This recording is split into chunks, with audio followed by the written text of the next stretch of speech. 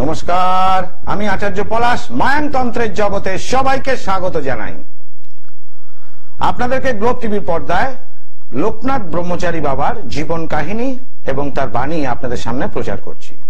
প্রতিদিন গ্লোব টিভির পর্দায় সন্ধ্যা 5:55 এবং সকাল 11:40 আমার এই অনুষ্ঠান থাকে। লোকনাথ বাবার আজকের পর্ব হচ্ছে 18 নম্বর এপিসোড। যেটা বলেছিলাম আগের দিনে, যে এপিসোডটা আপনাদের করেছিলাম সেটা হলো গিয়ে বাবা লোকনাথ একই স্থানে একই সঙ্গে দু জায়গায় বিরাজ করতে পারেন। এক ছিলেন বারোদিত আশ্রমে ছিলেনই উনি, তার সঙ্গে সঙ্গে তিনি আমেরিকায় গিয়ে সেই ভদ্র মহিলার হাতে হাঁটু ব্যথার একটা তেল হাতে ধরিয়ে দেন। সেই হাঁটু ব্যথার তেলে তাতে লেখা ছিল কি না, হাঁটু ব্যথার তেল, একদম বাংলায় পরিষ্কার করে, কোনো কোম্পানির লেবেল ছিল না। এই তেলগুলো তৈরি হতো মূলত হিমালয়ের গাছ থেকে এবং কামাখ্যার যে গাছ, সেই বিভিন্ন গাছের শেকড় থেকে তাতে পিষে রস করে তৈরি করা হতো। সেই ভদ্রমহিলা নিশিকান্ত বাবুর কাছে এসেছিলেন। তিনি ভারতীয় ডাক্তার বটে, কিন্তু তারা ভারতীয় চিকিৎসা বিদ্যায় তিনি পারদর্শী নন, তিনি পাশ্চাত্য চিকিৎসা বিদ্যায় পারদর্শী ছিলেন। কিন্তু নিশিকান্ত বাবুর জন্ম বারোদিতে এবং বাবার খুব পরম ভক্ত ছিল। সেই জন্য সেই আমেরিকান মহিলা তার কাছে আসে ভারতীয় বিদ্যায় সুস্থ হবেন বলে। তো বাবা সেটা বুঝতে পেরে সে নিশিকান্ত বাবুর হাতে, তার সেই আমেরিকা ক্লায়েন্টের হাতে তেলটা তৎক্ষণাৎ পৌঁছে দেন এবং চমকিত ভাবে সেই তেল ব্যবহার করার পর তার হাঁটু ব্যথা সম্পূর্ণ নিরাময় হয়ে যায়। এই যে কোমরে ব্যথা, হাঁটুর ব্যথার যে তেল, আয়ুর্বেদিক যে শাস্ত্রে, এখন তো মডার্ন আয়ুর্বেদিক শাস্ত্র, তাতে ভারতীয় বিদ্যা কিছু নেই, সব ট্যাবলেট খেতে দেয়, কিন্তু অ্যাকচুয়াল আয়ুর্বেদিক শাস্ত্র আমাদের ঘরে যে সমস্ত খাবার দাবার রয়েছে, ধরুন লবঙ্গ, এলাচ, জিরে, গোলমরিচ ইত্যাদি, এইগুলো দিয়ে রোগ ভালো হয়। এটা হচ্ছে প্রকৃত আয়ুর্বেদিক। তো এই গাছগাছড়া তেল থেকে যে তেল উৎপন্ন হয় সেটা লোকনাথ বাবা প্রদান করেছিলেন, আর মিরাক্কেলের মতো তার হাঁটুর ব্যথা একদম সেরে যায়। এবং লোকনাথ বাবার সেই পরের জন্মের শিষ্য আমার পরম গুরু তার পাওয়া, এবং আমার পরম গুরুর থেকে সেই বিদ্যা আমার অর্জন করা হচ্ছে, যার জন্য আমার যারা ভক্তদের তাদেরকে দিই, তাদের হাঁটু ব্যথা, কোমরের ব্যথা পার্মানেন্টলি সলিউশন সেই তেল দ্বারা। কোনো কিছু খাওয়ার দরকার হয় না, শুধু সেটা মালিশ করলেই তারা সমস্যা মুক্ত, একদম চিরস্থায়ী। দেখবেন এই যে ব্যায়াম, যোগ ব্যায়াম, প্রকৃত যোগ ব্যায়াম যারা করেন বা আসন যারা করেন, এই যোগ ব্যায়াম এবং আসন কিন্তু মূলত খুব ভালো করে ফলো করে দেখুন, হাঁটু আর কোমরের ব্যথার জন্য করা। মানুষের জীবনে ব্যথা প্রথমেই সবচেয়ে শুরু হয় কোমর আর হাঁটু নিয়ে। ভারতবর্ষের 90% মানুষ এই সমস্যায় ভুগছেন। অন্যান্য জয়েন্ট ব্যথা কিন্তু পরে, স্পন্ডালাইটিস বা অন্যান্য গুলো একটু পরে আছেন সংখ্যায়, কিন্তু কম। বেশিরভাগ হাঁটুর ব্যথা এবং কোমরের ব্যথা, এই দুটোর কিন্তু উপর ভিত্তি করে, এবং তার সাথে সাথে ঘাড়ের ব্যায়াম, এই ব্যায়ামের উপর ভিত্তি করেই কিন্তু শরীরের অর্গানগুলো ভালো থাকে। এই তেল মালিশ করলে কিন্তু কোন রকম ব্যথা থাকে না, সম্পূর্ণরূপে নিরাময় হয়, যে না কোনো ট্যাবলেট খাওয়ার দরকার হয় না বা কোনো ওষুধ নেওয়ার দরকার হয় না, শুধু তেলটা মালিশ করলেই চলে। তা আজকের পর্বটা একটু ভিন্ন করব বলেছিলাম আপনাদের, সে ভিন্ন পর্বে আসি। একটু আগেকার কথায় ফিরে যাই। সেই আগেকার কথায় লোকনাথ ব্রহ্মচারীর সাথে একবার তৈলঙ্গ স্বামীর সাক্ষাৎ হয়। সেই সাক্ষাতে কি ঘটেছিল আমি বিস্তারে বর্ণনা করছি আপনাদের। সিদ্ধি লাভের পর লোকনাথ ও বেণীমাধব সহ গুরু ভগবান গাঙ্গুলি বিভিন্ন ধর্মের মূল তথ্য অবগত হওয়ার জন্য পদব্রজে কাবুলে যান এবং সেখানে আরবি ভাষা শিক্ষা অর্জন করে মূল কোরআন গ্রন্থ পাঠ করেন। ভাবুন, তারা ভারত থেকে কাবুলে যান এবং সেই বয়সে আরবি ভাষা অধ্যয়ন করে মূল কোরআনটা পাঠ করেন। পরে তারা সমতল ভূমি কাশীধামে ফিরে আসেন। সেখানে মহাসাধক পরমহংস তৈলঙ্গ স্বামীর সঙ্গে তাদের যোগাযোগ হয়। শিষ্যের সিদ্ধি লাভ নিজেকে পূর্ণকাম মনে করে গুরু ভগবান গাঙ্গুলি অর্থাৎ লোকনাথ ব্রহ্মচারী এবং লোকনাথ বাবা এবং বেণীমাধবকে সিদ্ধি লাভ করানোর পর ভগবান গাঙ্গুলি স্থির করেন যে তাকে দেহত্যাগ করতে হবে। তাই শিষ্যের সিদ্ধি লাভ নিজেকে পূর্ণকাম, তার জীবনের কামনা মনস্কামনা পূর্ণ হয়েছে মনে করে গুরু ভগবান গাঙ্গুলি কাশীধামে স্বেচ্ছায় দেহত্যাগ করতে বাসনা প্রকাশ করেন। কিন্তু লোকনাথ আর বেনি মাধব তো ছাড়বার পাত্র নয়, এত তাড়াতাড়ি ওনাকে তাদের ছেড়ে যাওয়া যাবে না। এমন সময় এরপর ভগবান গাঙ্গুলি সহ দুই শিষ্য বেনি মাধব ও লোকনাথকে নিয়ে তৈলঙ্গ স্বামীজি আবার তিব্বতের উদ্দেশ্যে গমন করেন। কেন না তাদের আরো কিছু শেখা বাকি ছিল, সেটা তৈলঙ্গ স্বামীজি মহারাজ ভগবান গাঙ্গুলিকে বলেছিলেন, এবং এখানেই লোকনাথ বাবার প্রকৃত সিদ্ধি সম্পন্ন হয়। আমি আসি আগে কলার বন্ধুকে দেখে নি, তিব্বতে কি হলো আর হিমালয়ে কি হলো সব বলবো। জয় মাতারা। জয় মাতা। বলুন কে বলছেন, কোথা থেকে বলছেন?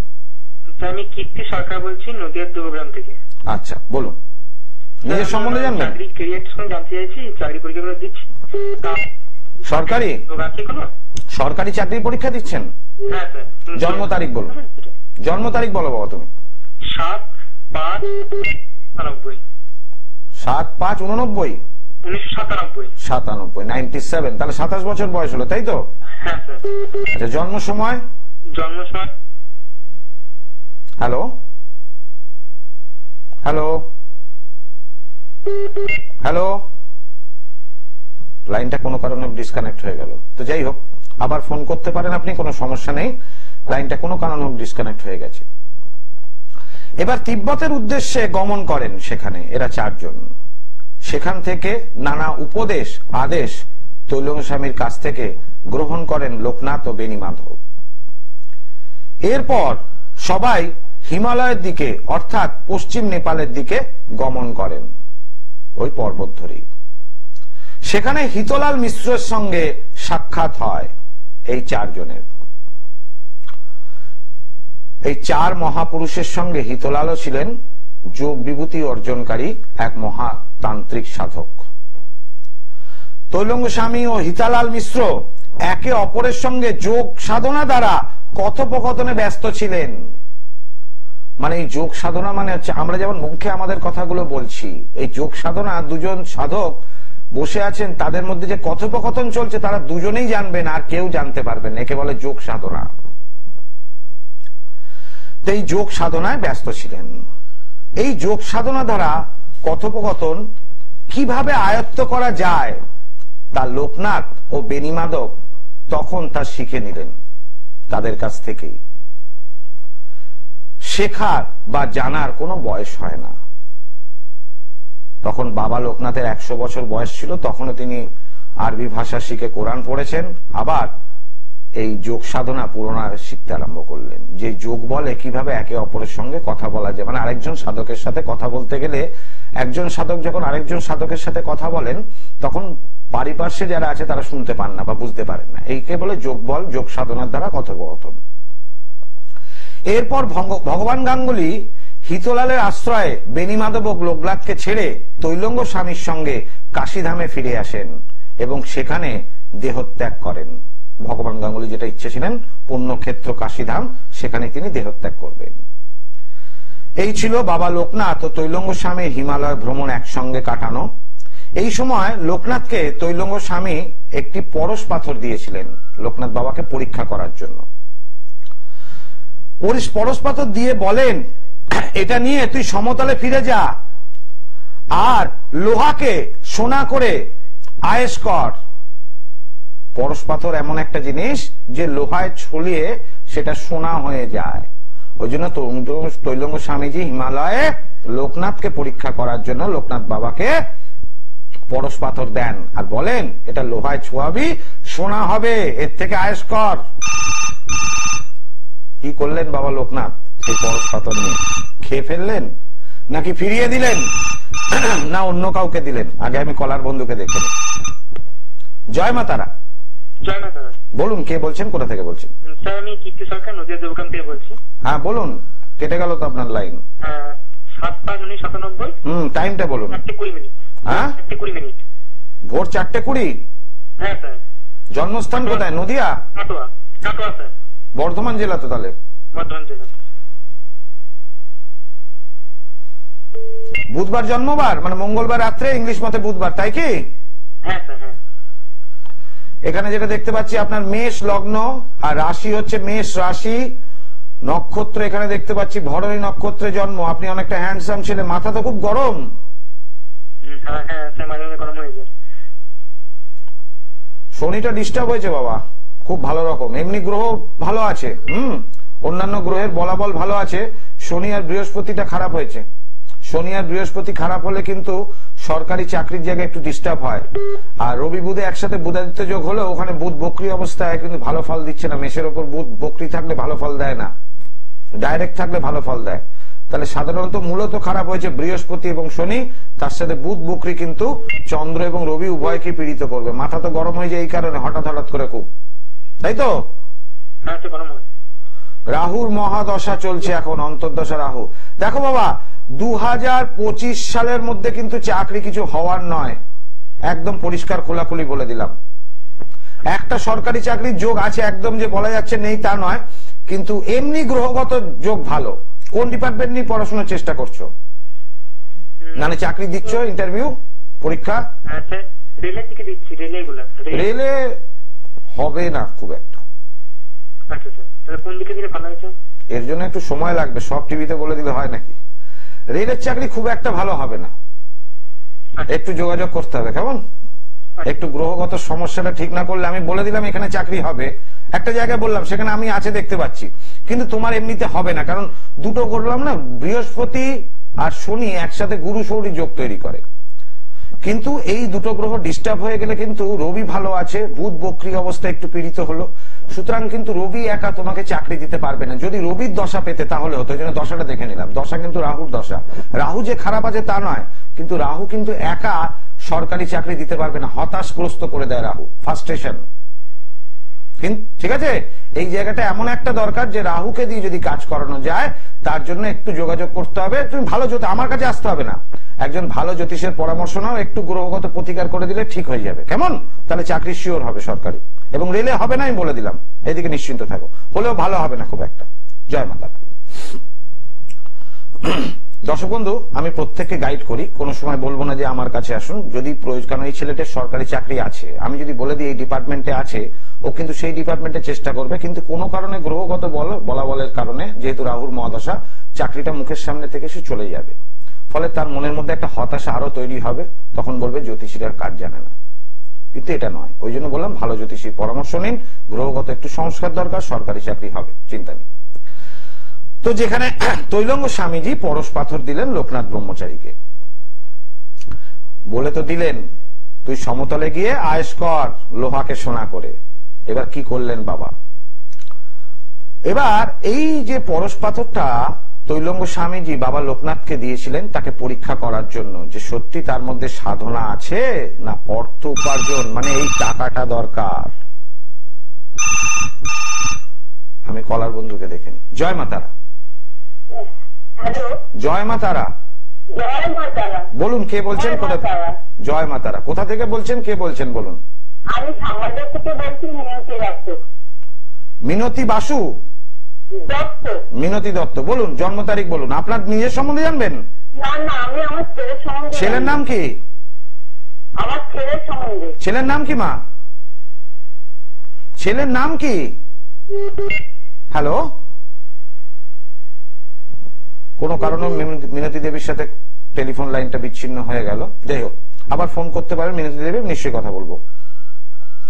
তো এখানে বাবা লোকনাথ কি করলেন, ওই পরশ পাথরটা নিয়ে একটা বিধবা বুড়িকে দিয়ে দিলেন, এবং সেই বিধবা বুড়ি লোকনাথ বাবার সাথে আগেও কথা বলেছিলেন যে তার সন্তানরা তাকে ঘর থেকে বার করে দিয়েছে, এখন সে খেতে পায় না, এরকম তার অবস্থা চলছে। সেই জন্য বাবা লোকনাথ ওই পরশ পাথরটা নিয়ে বিধবা বুড়িকে দিয়ে দিলেন। না ফেরালেন তৈলঙ্গ স্বামীকে, না রাখলেন নিজের কাছে, না সেটা গিলে খেয়ে ফেললেন, না ছুঁড়ে ফেলে দিলেন, দিলেন বিধবা বুড়িকে। বুঝলেন যে বুড়ির এটা দরকার আছে, অর্থের প্রয়োজন। বুড়ি ওই পাথরটাকে নিয়ে চলে গেলেন। এইবার কি ঘটনা ঘটলো? তৈলঙ্গ স্বামীজি এই সবকিছুই ঘটনা তিনি দেখেছিলেন, এবং লোকনাথ বাবাকে হঠযোগ রাজযোগে পারদর্শী করে তোলেন তার এই নির্লোভ প্রয়াসের কারণে। নির্লোভ প্রয়াস, এই যে বলি যে সমস্ত ভক্তরা মানুষ আসে, যে কোনো জ্যোতিষতান্ত্রিকের কাছে, তাদের ক্লায়েন্টরা তাকে গুরু মনে করে আসে। অবশ্যই তাদেরকে সঠিক সমাধান করতে হবে, মানছি। ঈশ্বরের মন্দিরে গেলে 100 জন উপকার পাবেন, একটা মন্দিরে, যে কোনো মন্দিরে সবাই যে উপকার পাবেন তা কিন্তু নয়, সবাই যে উপকার পাবেন তা কিন্তু নয়, কিন্তু তার মধ্যেও সেই জন্য মানুষের সেবা করতে হবে। প্রথম ধর্ম হলো মানুষের সেবা করা। কথা বলবেন না দয়া করে। কে বলছেন আপনি? না না, হ্যালো, জয় মা তারা। হ্যাঁ জয় মা তারা। বলুন কে বলছেন? সুহান্ডা চক্রবর্তী। হ্যাঁ বলুন। হ্যাঁ 1996 22 এপ্রিল সকাল 7:10 হ্যাঁ জন্মিয়েছে। কে বলছি কি? আমার বড় ছেলে সুহান্ডা চক্রবর্তী। আচ্ছা, কি সমস্যা? হ্যাঁ উনি, ওর একটু কি হবে সে, মানে ওর ভবিষ্যৎটা, ওর চাকরি বাকরির দিকে বা এসবের ব্যাপারে। কোন স্পেসিফিক কি কোনো প্রশ্ন আছে মা, না সারা ভবিষ্যৎ জানতে চাও? না সারা ভবিষ্যৎ না, এখন আপাতত বাবা একটুখানি ওর ভবিষ্যৎ মানে হচ্ছে ওর, তার মানে তোমার স্পেসিফিক কোনো প্রশ্ন নেই, তুমি ভেবে চিন্তে আমাকে ফোন করো। স্পেসিফিক প্রশ্ন থাকতে হবে, যে এটা আমার প্রশ্ন, এর উত্তরটা দিতে হবে আমাকে, সেটা আমি দেব। ওই ভবিষ্যৎ বলার জন্য টিভি অনুষ্ঠানে লাইভ করছি না আমি। সারা ভবিষ্যৎ বিশাল বড়, ওর জন্য পুষ্টি করে দেখে নিন, প্রচুর লেখা রয়েছে তাকে থাকে। ভবিষ্যৎ বলার জন্য আমি এখানে বসে নই। কোন রকম সমস্যা হোক, একটি মাত্র প্রশ্ন করুন, আমি তার উত্তর দেব। 5টা প্রশ্ন, 2টো প্রশ্ন, ভবিষ্যৎ এসব বলতে পারবো না, একদম পরিষ্কার। কারণ অত সময় নেই আপনাদের জন্য এই ভবিষ্যৎ বলার জন্য। একটি মাত্র প্রশ্ন বলুন, আমি নিশ্চয়ই সমস্যা হলে তার উত্তর দেব আপনাদের। এবার তৈলঙ্গ স্বামীজির বাবা লোকনাথকে পরীক্ষা করার জন্য এটা করলেন বটে, তাকে হঠযোগ এবং রাজযোগে পারদর্শী করে তোলেন। এই হঠযোগ এবং রাজযোগ যে তান্ত্রিক জ্যোতিষ আয়ত্ত করতে পারবে, সে ভক্তদের কাছ থেকে কোনোদিন অর্থ নেবে না। এই হঠযোগ আর রাজযোগ খুব শক্তিশালী জিনিস। কি জিনিসটা আসছি, হঠযোগ রাজযোগ, এখানে পারদর্শী করে তোলেন। তৈলঙ্গ স্বামীজি বলেন, এই পরশ পাথর আমি ধূমাবতী মায়ের কাছ থেকে পেয়েছিলাম, মানে মহামায়া, তার একটা রূপ, দশম মহাবিদ্যার রূপ হচ্ছে ধূমাবতী, নবম রূপ। তা এই নবম রূপের ধূমাবতী মায়ের কাছ থেকে তৈলঙ্গ স্বামীজি পরশ পাথর পেয়েছিলেন। তখন তৈলঙ্গ স্বামীজি নিজের কাছে রেখে দিয়েছিলেন, সেটা ব্যবহার করেননি। আজ লোকনাথ বাবার হাতে দিলেন, মানে যোগ্য ব্যক্তির হাতে দিলেন। সেই পাথর ওই বুড়িকে যে দিলেন, তৈলঙ্গ স্বামীজি বললেন উনি ছিলেন মা ধূমাবতী, যাকে তুমি পাথরটা দিলে, তার জিনিস তার কাছেই ফিরে গেল। ওই জন্য দুর্লভ জিনিস তার কাছেই চলে যাবে, যে ঈশ্বর পরীক্ষা করার জন্য সোনার বস্তা আমাদের পাশে ফেলে রাখে। কিন্তু মানুষ, সাধারণ মানুষ সেটা পাশে দেখেও দেখে না, কারণ মানুষ হয় চোখ বন্ধ করে হাঁটে, সোজা তাকিয়ে ওঠে, পাশে কেউ দেখে না। তাহলে কে আটকে রেখেছে তার উপর পর্দা দিয়ে সোনার বস্তা দেখতে দিচ্ছে না? তাহলে সেটা হচ্ছে প্রথম পূর্বপুরুষ, আপনাদের পূর্বপুরুষদের, যাদের বাবা হোক, কাকা হোক, জ্যাঠা হোক, মাতৃকুলের হোক, এমন কোনদের যে সাধ্য শান্তির কাজ ভালো হয়নি, কাল অসুস ঠিক মতো কাটানো হয়নি, দিন পেরিয়ে গেছে, পুনরায় শ্রাদ্ধ তো আর হবে না, তাহলে সেই পূর্বপুরুষের অতৃপ্ত আত্মা আপনাকে কিন্তু মুক্তি পেতে দেয় না, আপনাকে আপনার সঠিক স্থানে পৌঁছতে দেয় না। তারা আটকে রাখে প্রথম পূর্বপুরুষ, তারপর গ্রহ নাম্বার 2, তারপর তো তৃতীয় ব্যক্তি দ্বারা ক্ষতি ইত্যাদি রয়েছে। কিন্তু পূর্বপুরুষ তুষ্ট করতে পারলে ফুটপাত থেকে রাজা হয়ে যাওয়া যায়, আর পূর্বপুরুষ অসন্তুষ্ট থাকলে রাজা থেকে ফুটপাতের ভিখারি হয়ে যাওয়া যায়। তাহলে পূর্বপুরুষগণ ঈশ্বরের দূত, সেই ঈশ্বরের দূতের কাছে সংবাদ প্রেরণ করতে হয়। আমি কলার বন্ধুকে দেখে নি। জয় মা তারা। হ্যাঁ জয় মা তারা, আমি ডানকুনি থেকে কবিতা রায় বলছি। কবিতা রায় ডানকুনি থেকে, বলুন মা কি জানবেন? আমি আমার কর্মজীবন নিয়ে জানতে চাই। কর্মজীবন, আচ্ছা বলো তোমার জন্ম তারিখ। কবিতা? হ্যাঁ 31/8/2001। 31 আগস্ট 2001। আচ্ছা 23 বছর তো বয়স। টাইমটা বলো। 9:35 AM। জন্ম সময় কোথায়, মানে জন্মস্থান কোথায়? হ্যাঁ কলকাতা। কলকাতাতেই জন্ম, ঠিক আছে। এখানে যেটা দেখছি শুক্রবার তোমার জন্মবার কি? হ্যাঁ শুক্রবারই আমার জন্মবার। তুলা লগ্ন, মকর রাশি, শ্রবণা নক্ষত্রে জন্ম। বড় কি আছে প্রশ্ন করো। হ্যাঁ আমি নার্সিং নিয়ে পড়েছি, আমি 2025 সাল হয়ে গেল, আমি কবে ভালো একটা জব পাবো আমাকে একটু বলে দিলে ভালো হয়। আচ্ছা নার্সিং নিয়ে পড়াশোনা করেছো। ঠিক আছে মা, নার্সিং নিয়ে পড়াশোনা যে খুব খারাপ হয়েছে তা নয়, ঠিক আছে, নার্সিং নিয়ে পড়াশোনা ঠিক আছে, কোনো অসুবিধা নেই। তবে তুমি কি নার্সিং এর সব রকম কাজে কি পারদর্শিতা পারবে না মা, একটুখানি সমস্যা হবে। যদিও শনি গ্রহ ঠিক আছে, মঙ্গল কেতু ঠিক আছে, চন্দ্রটা অপেক্ষাকৃত একটু 7.5 চলছে তো, আর ভাগ্যস্থানে রাহু অবস্থান করছে।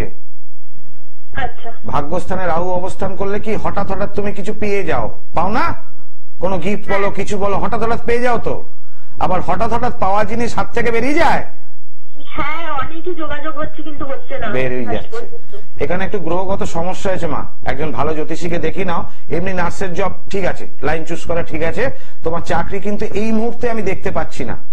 হ্যাঁ, এই মুহূর্তে কিন্তু চাকরি নেই, কিন্তু তুমি একটা কাজ করো, কটা গ্রহ একটু ডিস্টার্ব হয়েছে, এই গ্রহগুলো একটু সংস্কার করো না, ভালো জ্যোতিষকে দেখাও, আশা করি তোমার এই সমস্যাটা মিটে যাবে এবং 2025-এই তোমার চাকরি হবে, যদি গ্রহ সংস্কার করা যায়। কারণ ভালো একটা যোগ আছে চাকরির, 2026 অব্দি খুব ভালো যোগ, 2027 অব্দিও আছে খুব ভালো যোগ। সুতরাং এখন ভালো যোগটাকে ভালোভাবে ব্যবহার করো, কারণ কিছু গ্রহ ডিস্টার্ব আছে যার জন্য তোমার জব স্যাটিসফ্যাকশন হবে না।